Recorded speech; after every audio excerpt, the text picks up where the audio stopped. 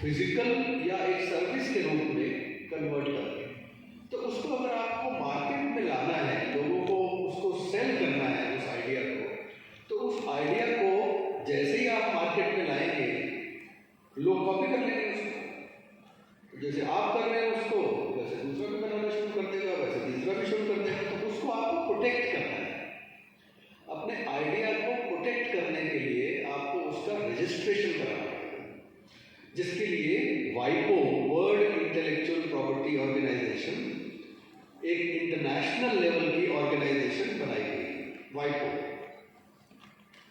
वाइपो का मैंडेट है कि वो इंटरनेशनल आईपीआर प्रोटेक्शन लॉस बनाए, उनके रेगुलेशंस बनाए, जिसके अंतर्गत वर्ल्ड की सारी कंट्रीज उन आईपीआर्स के रेगुलेशंस के अंदर काम कर सके। तो इस तरह से कोई भी इंडिविजुअल, कोई कॉर्पोरेट, कोई एंटिटी अपने इंटेलेक्चुअल प्रॉपर्टी को उन रेगुलेशंस के अंदर रजिस्टर करा के वो प्रोटेक्ट कर सकती है। तो वाइपो तो इंटरनेशनल है, और उसके बाद हर एक कंट्री ने अपने आईपीआर रेजिम भी बनाई, अपने रेगुलेशंस भी बनाए। तो हमें अगर कोई इंटेलेक्चुअल प्रॉपर्टी का रजिस्ट्रेशन कराना है जैसे इंडिया में, तो इंडिया के लिए तो हो जाएगा, पर वो फॉरेन के लिए नहीं होगा। तो हमें उन देशों में भी अलग से कराना पड़ेगा। तो सबके अपने अपने रूल्स हैं। पर मेरा ये मानना है कि ये एक ऐसी एसेट है जिसमें आप बगैर इन्वेस्टमेंट के, बगैर पेरेंटल प्रॉपर्टी के, बगैर बहुत ज़्यादा कहने का मतलब है कि मेहनत किए हुए आप इस आइडिया को इनकैश कर सकते हैं, उसको रजिस्ट्रेशन करा के और उसको प्रॉपर तरीके से यूटिलाइज करके। तो पहली बात तो यह है कि आइडिया को रजिस्ट्रेशन कराना जरूरी है। उस रजिस्ट्रेशन के लिए ये मिनिस्ट्री ऑफ एमएसएमई ने जो स्कीम बनाई है, योजना बनाई है, जिसके अंतर्गत ये आईपी यात्रा का कार्यक्रम किया जा रहा है। इसका उद्देश्य यही है कि हम इंटेलेक्चुअल प्रॉपर्टी के रजिस्ट्रेशन प्रोसेस को बताएं, लोगों को उसकी अवेयरनेस क्रिएट करें और उनको हेल्प करें। जो लोग भी अपने अपने आइडियाज़ रखते हैं उनको हेल्प करें कि वो अपने आइडियाज़ को किस तरह से रजिस्ट्रेशन कराएं। उसके लिए पीएचडी चैम्बर और बाकी ऑर्गेनाइजेशन भी इनको रजिस्ट्रेशन में हेल्प करना, और उसके बाद क्योंकि रजिस्ट्रेशन कराने के लिए उसका एक मैकेनिज्म है, उसका एक सिस्टम है।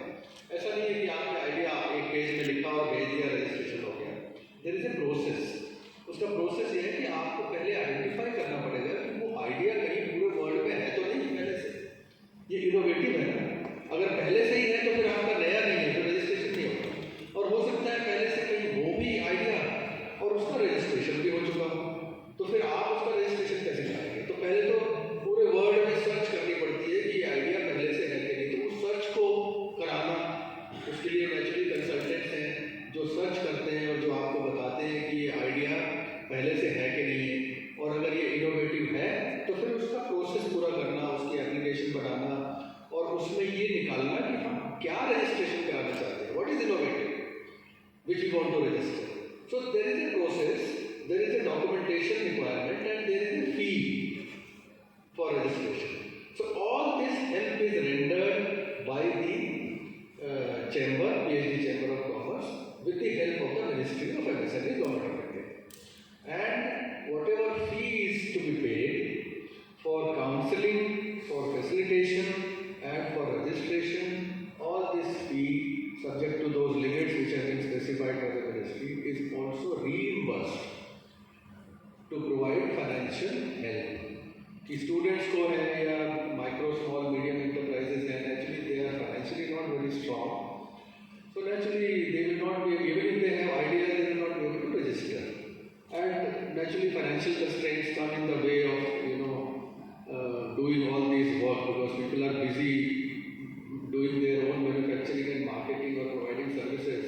IPRs तो कहते बाद में देख लेंगे, पहले बिजनेस तो चलाएं, पहले थोड़ा प्रॉफिटेबल तो बनाएं उसको। तो इस इशू को हैंडल करने के लिए जो फैसिलिटेशन फी है, काउंसलिंग फी है, उसका जो डॉक्यूमेंटेशन बनवाना है, एप्लीकेशन बनवानी है और उसमें जो फी जमा करनी है, उसके लिए वो सारा रीइंबर्समेंट मिनिस्ट्री की स्कीम के अंदर, सारा नहीं मतलब उसके अंदर लिमिट्स हैं, उन लिमिट्स के अंदर वो रीइंबर्समेंट किया जाता है। तो इसीलिए ये 2 दिन की जो आईपी यात्रा का कार्यक्रम है, इसमें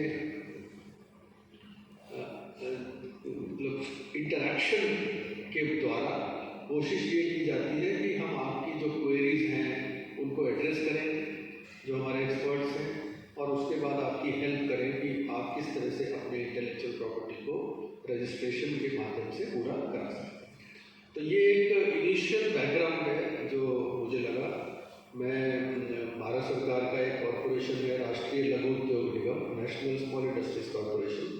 मुझे खुशी है कि मैं जब चेयरमैन था NSIC का, I was chairman for almost 9 years, CEO and chairman. तो मैंने यहाँ रांची में उसकी ब्रांच भी खोली थी। ये झारखंड स्मॉल इंडस्ट्रीज एसोसिएशन के प्रेसिडेंट साहब बैठे हैं, इनके प्रीमिसेस में ही है। और झारखंड में MSME का अच्छा डेवलपमेंट हुआ है, विकास हुआ है, और आगे बहुत स्कोप है इसका काम करने का। और विशेषकर इंटेलेक्चुअल प्रॉपर्टी में अगर आप काम करें तो इंटेलेक्चुअल प्रॉपर्टी के माध्यम से आप अपने बिजनेसेस को बहुत अच्छी तरह से इस्टेब्लिश कर सकते हैं, बता सकते हैं लोगों को, और उसमें वैल्यू ऐड कर सकते हैं। बाकी हम आपकी जो क्वेरीज होगी